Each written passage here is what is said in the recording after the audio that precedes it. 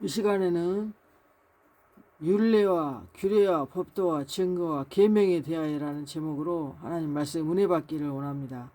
시편 119편 1절부터 8절까지 말씀입니다.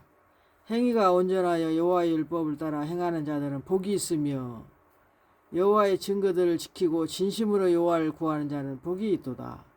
참으로 그들은 불의를 행하지 아니하고 주의 도를 행하는도다. 주께서 명령하사 주의 법도를 잘 지키게 하셨나이다.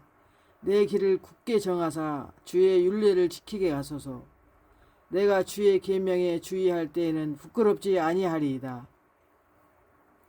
내가 주의 의로운 판단을 배울 때에는 정직한 마음으로 주께 감사하리이다. 내가 주의 율례들을 지키오리니 나를 아주 버리지 마옵소서. 아멘. 하나님의 본문 말씀은 여호와의 율법, 율례, 규례, 법도, 증거, 계명 이렇게 계속 나와 있어요. 시편 119편 176절까지 있는데 그 긴 가장 성경 중에서 가장 긴 장이 119편이에요. 119편. 176절까지 있거든요. 1절부터 176절까지. 성경에서 가장 긴 장입니다. 근데 오늘 하나님 말씀에 여호와의 율법을 따라 행하는 자들은 복이 있다 그랬잖아요. 행위가 온전하여서 여호와의 율법을 따라 행하는 자들은 복이 있다. 2절에 여호와의 증거들을 지키고 전심으로 여호와를 구하는 자는 복이 있도다. 이게 하나님께서 어떤 자가 복을 받는지 이 시편에 보면 나와요. 여호와의 증거들을 지키고 전심으로 여호와를 구하는 자가 복이 있다 그랬잖아요. 온마음 다해서 여호와를 구하는 자 복이 있도다. 여호와의 율법을 따라 행하는 자들이 복이 있도다. 참으로 그들은 불의를 행하지 않고 주의 도를 행하는도다. 주께서 명령하사 주의 법도를 잘 지키게 하셨나이다. 내 길을 굳게 정하사 주의 율례를 지키게 하소서. 내가 주의 계명을 주의할 때는 부끄럽지 아니하리다 그러잖아요. 하나님의 계명을 주의할 때는 자기가 부끄럽지 아니하였다 그래요. 여호와의 증거들 전심으로 구할 때는 또 복이 있다 그랬고, 여호와의 율법을 따라 행하는 자들은 복이 있다 그랬고, 그래서 주의 율례를 지키게 하소서 하고 시편 기자는 기도하고 있습니다. 주의 계명에 주의할 때는 부끄럽지 아니하리라. 내가 주의 의로운 판단을 배울 때는 정직한 마음으로 주께 감사하리다. 이게 판단도 주의 의로운 판단이 있어요. 그 주의 의로운 판단을 배울 때는 정직한 마음으로 내가 주께 감사하리다. 내가 주의 율례들을 지키오리니 나를 아주 버리지 마옵소서. 하나님의 그 법을 여러 가지 이렇게 다채로운 단어로 여러 가지 단어로 이렇게 썼어요. 보니까 시편은 왜 그랬는가? 성경에 특히 그 구약의 신명기 아까 6장 1절과 시편 119편을 읽다 보면 하나님의 말씀을 지키는 그 여러 단어가 연이어서 등장하잖아요. 계명, 율례, 규례, 법도, 증거. 언뜻 보면 다 비슷한 것 같잖아요. 뜻이. 근데 뜻이 다 달라요. 그래서 그 이는 곧 너희 하나님 여호와께서 너희에게 가르치라고 명하신, 이게 가르치라고 명하였다는 게 하나님 말씀을 이거 율례와 규례와 법도와 계명을 가르쳐야 되고 또 그 가르침을 받는 자가 있는 거예요. 가르치라고 명하신 계명과 율례와 법도라 너희가 가서 건너가 사제할 땅에서 행할 것이니 그러잖아요. 하나님께서 그 젖과 꿀이 흐르는 가나안 땅을 주시겠다고 했는데 그 가나안 땅에 들어가서 이게 행할 법이라는 거예요. 이 법이 다 천국이잖아요. 가나안 땅 영적인 천국을 모형으로 만들었잖아요. 그래서 젖과 꿀이 흐르는 땅이라고 이렇게 가나안 땅을 말하잖아요. 그러나 하나님은 한 단어도 의무 없이 쓰지 않았어요. 이 단어들은 다 하나님의 진리가 우리의 삶의 각 영역에 의식과 사회 질서와 아니면 법적 재판, 언약의 증거, 또한 입법적인 명령에서 어떻게 작용할지 아주 장밀하게 조명해주는 하나님의 말씀의 5대 체계입니다. 히브리서 언어 분석을 통해서 이 5가지 단어의 정확한 개념과 차이점을 파악하고 이것이 오늘날 우리의 그 영적 삶에 어떻게 적용하는지 한번 살펴보려고 합니다. 계명, 그러면 히브리어 미츠바라고 해요. 미츠바.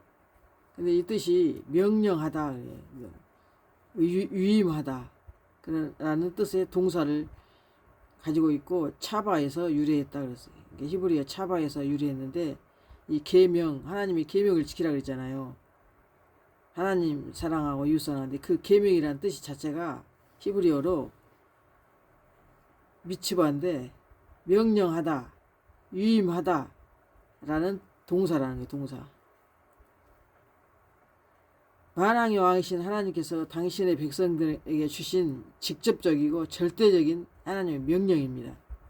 위임했다, 명령하다. 그게 계명이라는 뜻이에요. 계명이. 그 10계명 보면 1계명부터 4계명까지는 하나님을 향하는 것이고 5계명부터는 인간을 향해서 지키라는 명령이거든요. 1계명, 4계명까지 하나님을 사랑하고 나 외에 다른 신을 섬기지 말라. 그 다음에 우상을 섬기지 말라. 그 다음에 신우이,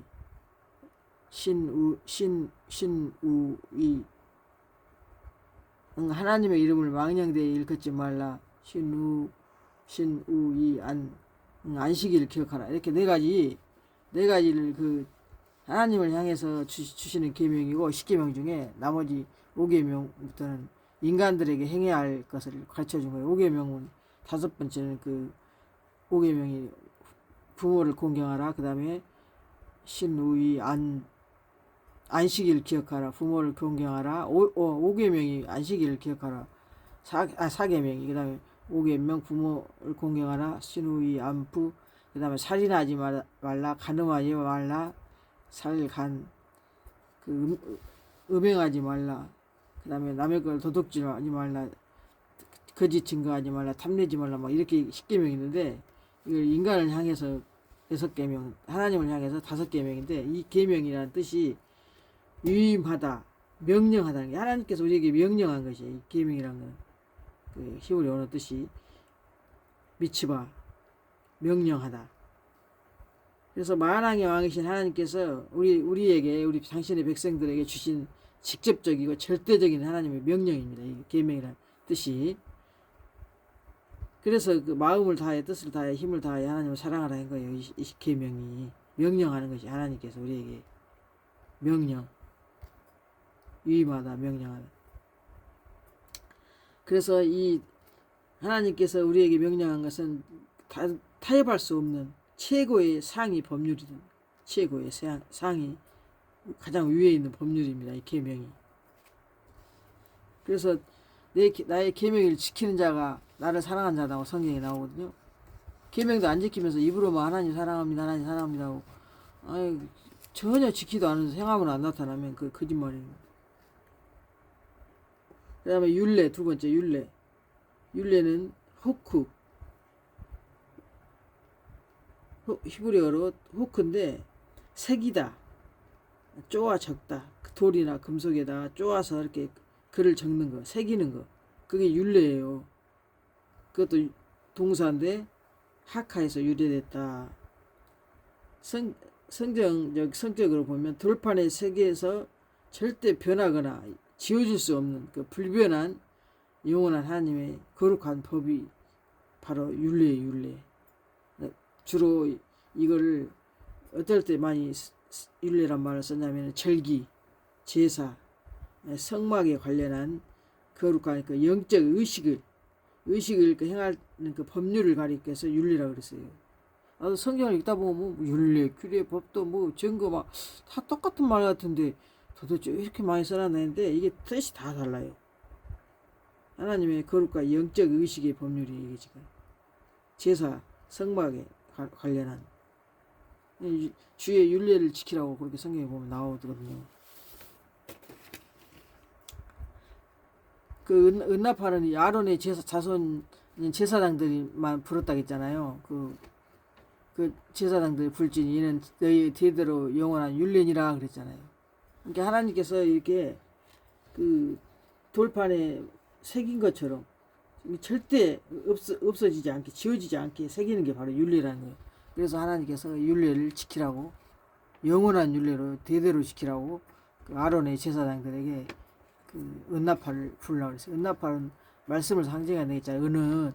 그래서 그 은을 제사장들, 아론의 제사장, 아론부터 시작해서 그 아들부터 그 뒤로 후손 계속 이어지잖아요. 그들이 영원히 대대로 영원한 율례라. 그게 아예 그냥 거룩한 영적인 의식하고 변하거나 절대 변하거나 지워줄 수 없이 돌판에 새겨지듯이 그 불변한 영원한 거룩한 법이라는 거예요. 그 다음에 규례법도 히브리어 미시파트라고 하는데, 미시파트 재판하다, 판결하다라는 뜻의 동사. 규례, 원래 법규자 같은데 재판하다, 법도, 규례, 재판하다, 판결하다라는 뜻의 동사. 사파트에서 유래했습니다.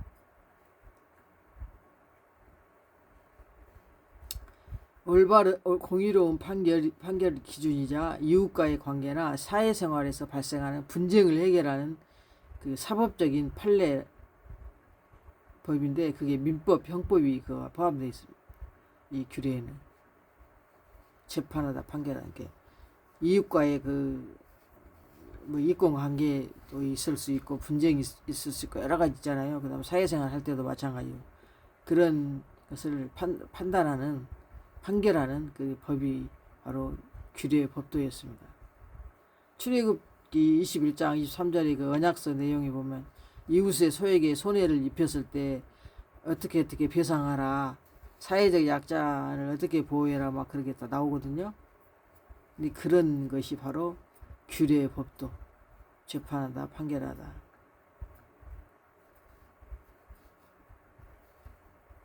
언어적 의미, 그 법도 맡기다, 조사하다, 위탁하다, 피가드에서 유래했다 하는데, 이게 히브리어는 피구딤이라고 해요. 피쿠딤. 하나님께서 성도 개인의 삶에 위탁하신 구체적이고 세밀한 생활 지침, 꼭 실천해야 할 그 하나님의 공고, 그런 것을 의미한다고 그랬어요. 법도가.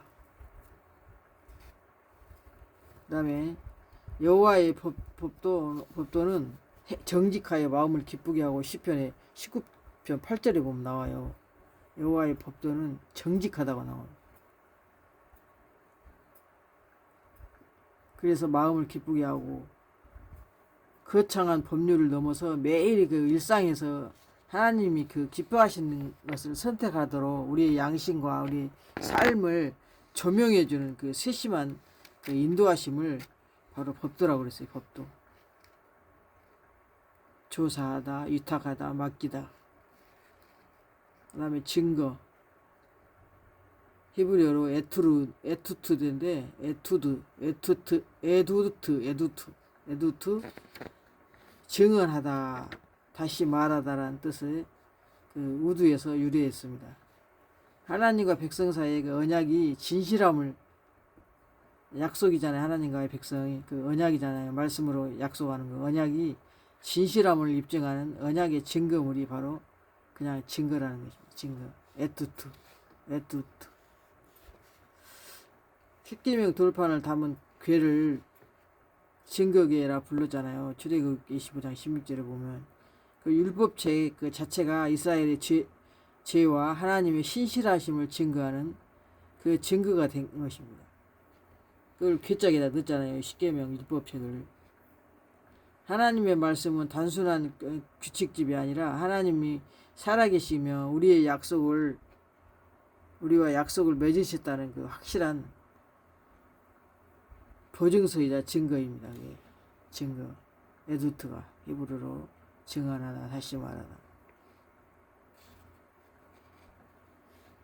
그래서 이 히브리어 용어들을 보면 명령하다, 돌에 새기다, 재판하다, 위탁하다, 증언하다 이런 뜻을 지금 다 가지고 있잖아요. 그 계명이 가장 그 왕의 절대적인 그 지휘 명령의 상위 법에 속한 게 계명이고, 그 다음에 율례는 돌에 새기는 건데 영원히 변치 않는 그 예배, 제사, 절기 그걸 말씀하신 것이고, 그리고 규례는 미시파트는 재판하다, 사회생활과 인간관계의 공의로운 그 재판의 기준의 법입니다. 그 다음에 4번의 법도는 피구dim은 위탁하다, 매일의 일상을 지도하는 세밀한 우리의 생활 그 수칙,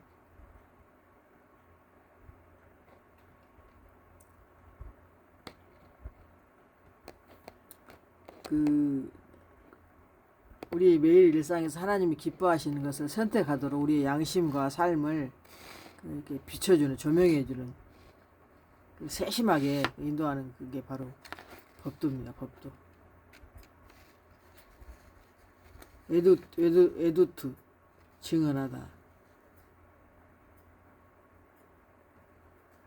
에두트도 증언하다. 하나님과의 언약 관계를 입증하는 거룩한 보증이다. 그렇게 이해하시면 되겠습니다. 5대 그 말씀 체계로 무장한 이 성도들의 그 삶은 하나님께서 왜 이렇게 입체적으로 말씀의 구절을 나누어 주셨을까요? 그 법도와 규례와 명령과 증거로 이렇게 우리의 삶의 모든 영역을 말씀으로 채우라는 것입니다. 우리는 예배 드릴 때만 말씀을 떠올리기 쉽잖아요. 그러나 하나님은 율례 그 예배뿐만 아니라 사회적 정의, 일상의 세밀한 선택까지 말씀의 영역으로 삼으시라는 것입니다.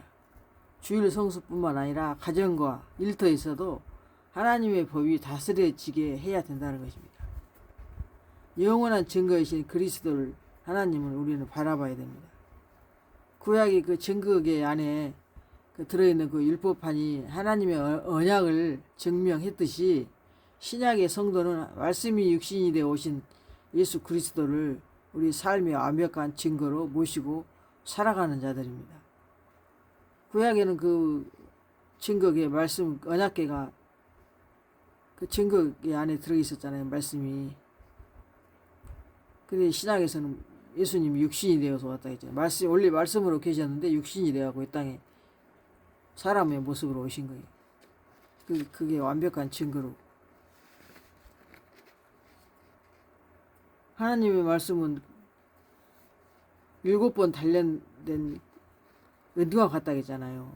그래서 우리가 이 119편에 있는 계명과 율례와 규례와 법도와 증거를 다 함이 없도록 찬양하며 그 말씀을 그 깨닫고 고백을 해야 됩니다. 우리는 하나님 앞에 주의 말씀의 맛이 내게 어찌 그리 단지오라고 우리는 고백을 해야 돼요. 하나님 말씀을 진짜로 그 깨달음이 오면 말씀이 꿀맛 같은 꿀송이 같아요. 내 입에 꿀보다 더 다니다. 세상에 제일 달고 맛있는 게 꿀인데 꿀보다 더 다니다 그랬잖아요. 주의 말씀의 맛이. 이렇게 영의 양식이기 때문에 맛이라고 표현한 거야. 말씀이 문자로 글로 되어 있는데 그게 무슨 맛이 있겠어요. 그러나 성경은 주의 말씀의 맛이 내게 어찌 그리 단지요. 내 입에 꿀보다 더 다니이다. 주의 법도로 말미암아 내가 명철하게 되었으므로 모든 거짓 행위를 미워하니이다. 그랬어요. 오늘 시편 119편 103절 4절에 보니까 하나님의 주님의 법도, 아까 법도 나왔잖아요. 법도로 말미암아 내가 명철하게 된다는 게, 하나님의 법을 통해서 내가 귀가 밝아지고 눈이 밝아진단 말이에요. 명철이. 아까 법도가 뜻이 뭐라 했어요? 맡기다, 조사하다, 위탁하다는 뜻을 가지고 있다고 그랬잖아요. 우리의 생활 지침, 실천적으로 행하는 그 권고의 말씀인데 이게 명철하게 된다고 주의 법도로 말미암아. 하나님 말씀 흑도관이 7번 단련한 순결한 은과 같습니다. 순결한 하나님 말씀은 순결하다 그랬어요. 성경을 읽다 보면 너무너무 좋아지고 이 성경 읽다 보면 마음이 막 맑아지는 느낌이 저절로 막 들어요. 어머, 세상에 어떻게 말씀이 이렇게도 좋을까? 그렇게 막 그 마음이 기쁘거든요. 이게 세상이 줄 수 없는 그 말씀의 맛을 알면 그 말씀 그 깨달으면서 읽으면 어머 너무 좋다 너무 좋다 너무 좋다 막 그렇게 감동이 그렇게 와요. 입에서 막 소리가 날 정도로 와 너무 좋다 막 이렇게. 왜냐면 말씀이 하나님이기 때문에 하나님 얼굴을 이제 보고 있는 거잖아요. 얼굴 너희가 하나님의 얼굴을 구하라 했잖아요. 이게 말씀을 보는 게 하나님 얼굴을 구하는 거예요. 그러니까 하나님 보고 있으니까 얼마나 기분이 막 좋잖아요. 그 말씀이 그 하나님 깨달음을 주실 때 우리는 날마다 오늘이고 내일이고 날마다 이 다채롭고 풍성한 하나님 말씀 체계 위에 단단히 서서 세상의 어두운 미혹을 이겨내고 승리하는 우리가 되어야 됩니다. 하나님의 그 성경 속의 계명과 율례와 규례와 법도 그 중에 그 증거에 담긴 하나님의 그 세밀하고 완벽한 뜻을 깨달아야 됩니다. 그 핥기식으로 뭐 말씀을 그냥 알고 그냥 그치지 말고 한번 설교 여기 영상 올려놓은 거 한번 듣고 말고 반복해서 계속 들어야 돼요. 왜냐하면 어려워요. 하나님 말씀 한번 듣고 그게 다 우리가 기억한다면 사람도 아니고 인간도 아니고 신이게 읽을 때마다 들을 때마다 깨달음이 틀려요. 성경도 한번 듣고 나서 다 깨달은 게 아니에요. 하나님 말씀이 신의 학문이라기 때문에 세상에 그 소설책 같은 거 한두 번 읽어보면 딱 내용이 확 다 파악이 되는데 이 성경 말씀 그렇지가 않다니까요. 내가 그 성경 구절을 10번도 더 읽었는데 나중에 11번째 그 말씀이 딱 내 가슴에 와닿을 때가 있어요. 깨달아질 때가. 그때 기쁨이 넘치는 거예요. 그래서 우리의 매일 삶 속에 우리가 세밀하게 하나님의 그 증거의 말씀을 다가가야지 거달기식으로 그냥 그치면 안 돼요. 불로에 단련된 순결한 은과 같은 이 주의 말씀을 내 심령과 삶의 전 영역에 깊이 새기게 해야 합니다. 새겨야 돼. 우리 삶에. 예배만 들을 때 예배 자리에서 뿐만 아니라 우리 일상적인 생활과 또는 사회 속에서도 하나님의 공의와 사랑을 그래야 실천하게 되고 우리 삶이 하나님 앞에 그 신실한 백성이 되는 것입니다. 이 성경에서 가장 긴 장이 시편 119편 176절까지 있다 그랬잖아요. 오직 하나의 주제는 하나님의 말씀만을 온 마음 다해 찬양하는 이 거룩한 시입니다. 이게 시편이 온 마음 다해서 다 영에 속한 자들이 노래하는 거거든요. 그래서 이 시인은 이 웅장한 시를 이게 성령의 감동을 받아 쓴 거잖아요. 자기가 쓰고 싶어 쓴 게 아니라 다 성경은 하나님의 신의 감동 받은 자들이 썼다고 그러잖아요. 성경은 신의 감동 없이는 성경을 쓸 수가 없어요. 다 하나님의 신이 충만하게 감동을 줘가지고 쓴 거예요. 그래서 한 단어로만 시를 쓴 게 아니잖아요. 지금 매 구절마다 율법, 증거, 법도, 율례, 계명, 판단, 말씀 이렇게 다채로운 언어로 그 진리의 풍성함을 입체적으로 조명한 것입니다. 주의 법도로 말미암아 내가 명철하게 됐고 주의 말씀이 내 입에 꿀과 같이 달았고 모든 거짓 행위를 주의 말씀을 깨달으면서 모든 거짓 행위를 미워했다고 했잖아요. 이 성경을 많이 깨달고 깊이 들어가면 거짓말하는 것이 하나님이 싫어한다는 거 알고 자기의 그 잘못된 것이 다 드러나요. 이것도 잘못했고 저것도 잘못했고. 그래서 주의 말씀은 내 발의 등이라고 했잖아. 내 가는 길이 빛이고 내 발의 등이라고 그랬어. 등. 말씀이 등이란 말. 등. 내가 발을 걸어가잖아. 앞길을 걸어가잖아. 근데 등이 없으면 컴컴하면 넘어지잖아. 그러나 이 말씀은 우리 발에 내 발의 등이에요. 등불이란 거예요. 등이요. 내가 가는 길에 빛이다 그랬어.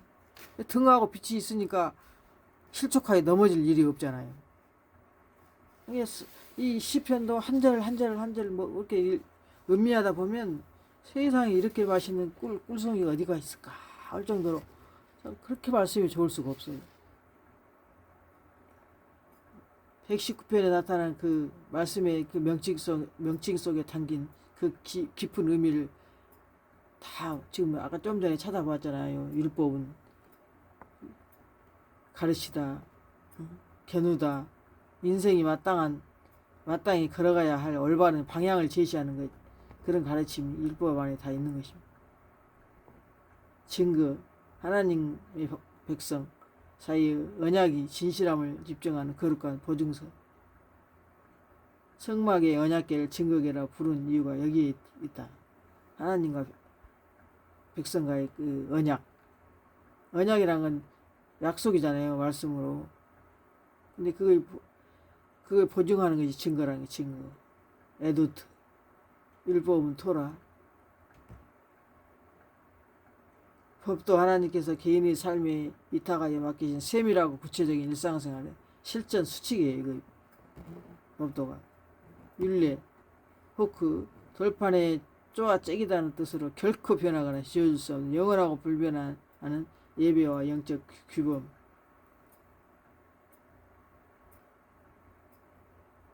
계명은 만왕의 왕이신 하나님께서 직접 내리신 타협할 수 없는 절대적 지휘명령. 계명. 판단, 규례, 재판하다. 공의로운 사법적 재판의 기준과 정의, 옳고 그름을 가르는 것이 바로 판단, 규례. 말씀, 다바르, 하나님의 입에서 선포된 신실하고 구체적인 계시의 본체, 바로 예수님이잖아요. 계시의 본체가. 말씀 이브라, 재련된 은처럼 정결하고 순결한 상한 영혼들을 위로하고 살려내는 약속의 보배로운 말씀을 상징하고 있습니다.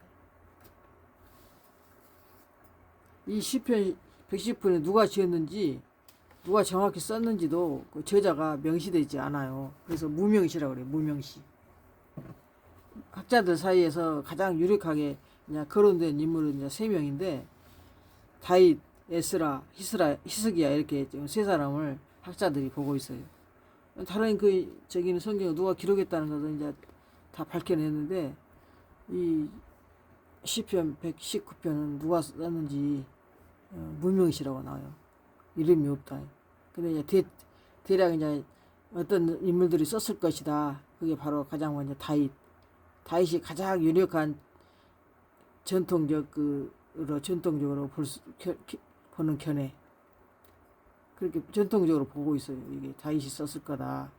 그 시의 내용에 보면 고난과 핍박과 왕이나 방백들 앞에서의 그 담대한 고백과 하나님 말씀에 대한 깊은 그 사모함이 담겨 있어서 다윗의 삶과 매우 유사하다. 그래서 다윗이 썼을 것이다 라고 그렇게 학자들은 그냥 보고 있습니다. 그리고 두 번째는 에스라가 썼을 거다. 포로 귀환 이후에 학자 겸 학사 에스라는 그 시편이 알파벳 순서대로 정교하게 짜인 형태로 율법에 대한 그 연구와 사랑이 극진하잖아요. 원래 에스라가 율법학자였잖아요. 그래서 에스라가 포로 귀환 후에 그 바벨론 포로 70년 그 귀환 후에 율법을 재정비하여 지었다는 그런 견해가 있습니다. 그리고 또 히스기야 아니면 요시와 왕이 썼을 것이다. 종교 개혁을 일으킨 유다의 그 선한 왕이 특히 요시아가 청년 시절 그 고난 속에서 율법책을 붙들며 썼을 것이라고 그렇게 추정도 하기도 합니다. 중요한 것은 이 시가 고난과 그 미혹의 세상 속에서 하나님의 말씀을 7번 단련한 은처럼 사모했던 한 경건한 사람에 의해 성령의 감동으로 기록되었다는 점입니다. 하나님 말씀 이 시편 119편 176절까지를 성령의 감동으로 다 기록했다는 것입니다. 율법과 복음의 그 관계는 그림자에서 실체로, 원래 율법은 그림자였잖아요. 근데 그 율법의 그림자가 바로 예수님이 오신 그 실체예요. 그래서 율법은 그림자예요. 복음은 실체. 예수님이 복음 자체잖아요. 복음. 말씀이잖아요. 예수님이 진리잖아요. 그래서 율법은 장차 올 좋은 일의 그림자일 뿐이요 참 형상이 아니라 그랬어요. 히브리서 10장에. 그래서 구약의 성막을 바치던 그 성막 그 기둥을 바치던 은받침, 또 제사장들이 불던 은나팔, 또 절기와 제사의 그 율례는 모두 장차 오실 예수 그리스도를 보여주는 예표와 그림자였던 것입니다. 그래서 예수님은 아론의 반차를 쫓아서 오지 않고 멜기세덱의 반차를 쫓아 영원한 대사장으로 오신 예수 그리스도께서 십자가에서 단번에 자신을 속죄 제물로 들으심으로 구약의 모든 율법과 제사 제도가 요구하던 대로 대속을 실체로서 완전히 성취하셨던 것입니다. 율법을 완성했어요. 원래 그 제사는 피 없이는 드릴 수 없고 죄도 피 없이는 사할 수가 없다 그랬거든요. 그래서 구약의 양들을 잡아서 그 피를 흘렸던 거예요. 인간의 죄를 양이 대신 전가한 거죠. 양한테 전가. 네가 죽음으로 내 죄가 다 닦아진다고 이렇게. 근데 그것을 구약에는 그렇게 했지만 신약에 와서는 예수님이 단번에 돌아가심으로 그걸 대신했다는 거예요.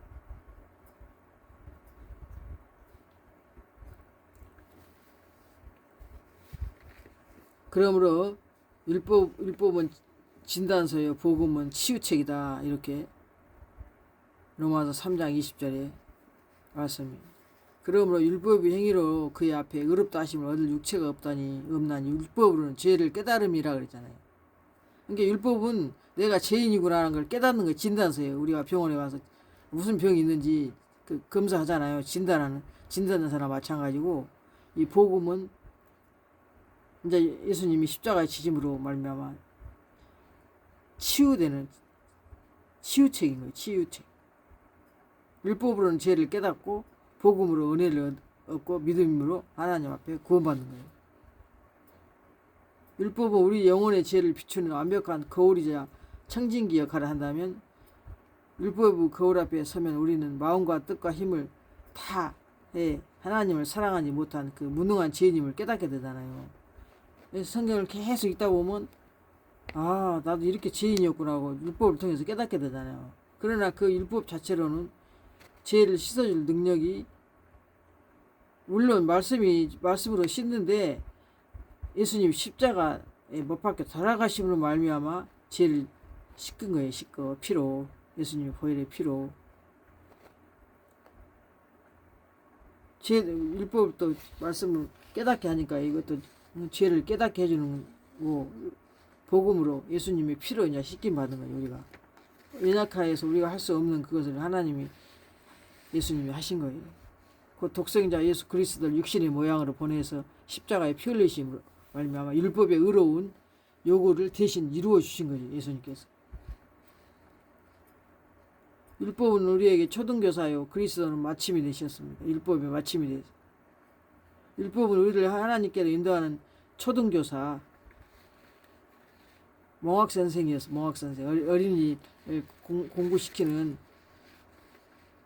초등학문. 그러나 그리스도는 그 율법을 마쳤다 했잖아요. 율법이 마침이 됐다 했잖아요.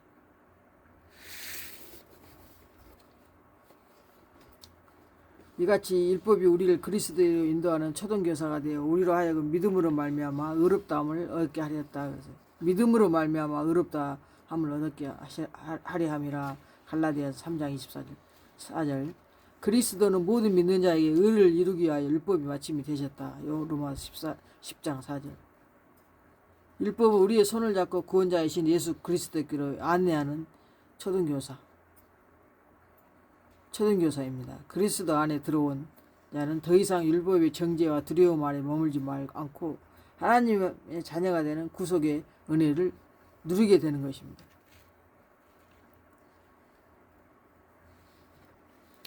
저와 여러분은 이 율례와 규례와 법도와 계명 이 모든 것을 하나님께서 우리를 사랑하심으로 우리에게 생명을 주심으로 이런 걸 주셨기 때문에 이런 말씀에 여러 가지 표현을 했던 것을 다 또 세심하게 한번 성경 읽으면서 살펴보고 이 말씀대로 우리도 살아가야 됩니다. 저와 여러분.